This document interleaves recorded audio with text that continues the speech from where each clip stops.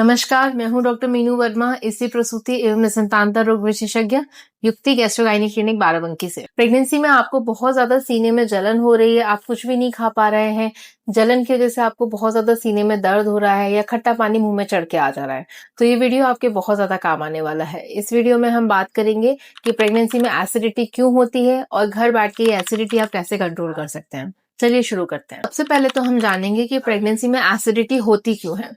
जब आप प्रेग्नेंट होते हो, धीरे धीरे करके आपकी बॉडी में प्रोजेस्टेरोन नाम का हार्मोन जो है वो बढ़ना शुरू होता है। ये प्रोजेस्टेरोन हार्मोन जो है ये आपकी आंतों की मांसपेशियां जो है उनको थोड़ा सा रिलैक्स कर देता है। ये रिलैक्सेशन की वजह से जब भी आप कुछ खाते हैं तो एसिड जो है वो आपके खाने की नलकी में चढ़ के आ जाता है, जो आपको सीने में जलन का एहसास कराती है। या जब बच्चा धीरे धीरे करके बढ़ने लगता है तो यूट्रस जो होता है वो आपकी आंतों पे दबाव डालता है।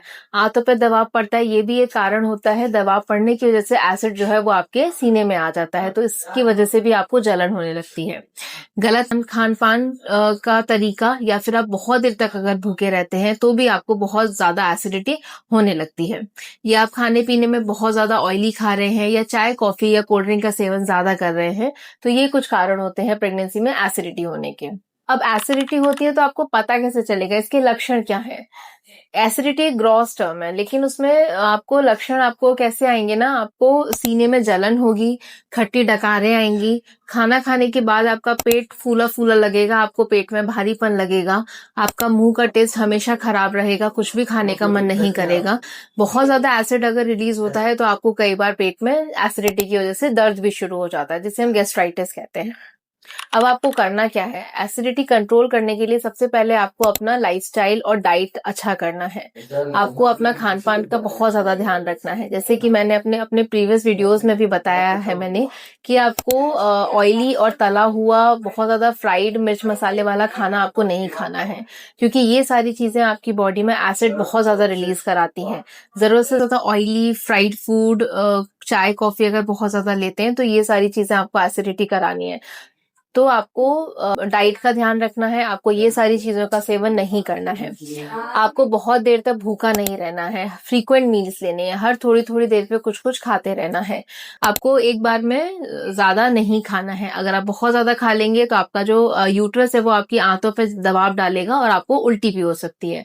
तो हर 2 से 3 घंटे पे आपको खाना है और एक बार में ज्यादा आपको नहीं खाना है। तीसरी चीज, आपको खाना खाने के बाद तुरंत लेटना नहीं है। लेटने से क्या होगा, इफ ग्रेविटी की वजह से आपका जो खाना जो आपने खाया है वो आपका खाने की नलकी में चढ़ के आएगा, तो ये भी आपको दिक्कत दे सकता है। अब आपको खाना क्या है, आपको घर का बना हुआ खाना खाना है, दाल रोटी सब्जी, सीजनल फ्रूट्स। आपको पानी बहुत पीना है, 2 से 3 लीटर पानी आपको पीना ही पीना है। हाई फाइबर लेने हैं खाने में, सैलेड आपको खानी है। ये चीजें जो है आपके पेट को हेल्दी रखती हैं, आपका डाइजेशन भी अच्छा रखती हैं। अगर आपको इसके बाद भी एसिडिटी हो रही है तो कुछ घरेलू उपाय आप ले सकते हैं, जैसे ठंडा दूध, 1 गिलास ठंडा दूध पीने से आपको एसिडिटी में आराम मिल सकता है।